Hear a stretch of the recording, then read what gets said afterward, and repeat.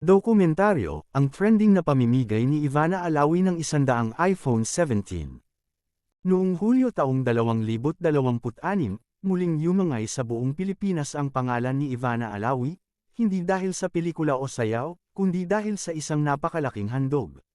Naglabas siya ng video kung saan bumili siya ng 100 piraso ng bagong labas na iPhone. Mamimili tayo ngayon ng 100 iPhone 17. First time ko mamimili ng ganito karaming iPhone 17. Ngunit kasabay ng paghanga ay may lumabas na usapin na nagdulot ng matinding talakayan. Nabanggit ni Ivana na ang giveaway ay may tulong mula sa isang online gambling platform na kanyang ine-endorso, at isa sa mga kondisyon para makasali ay ang pagsunod sa pahina nito.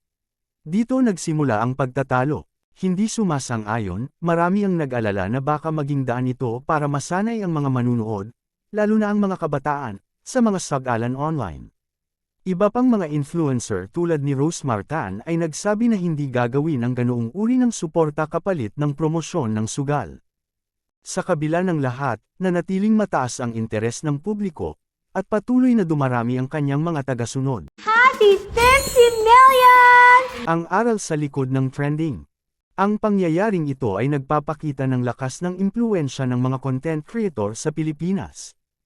Ang isang simpleng pamimigay ay pwedeng maging simbolo ng pasasalamat, ngunit pwedeng magbukas din ng usapin tungkol sa responsibilidad ng mga kilalang tao, sa bawat ibinabahagi at itinataguyod nila.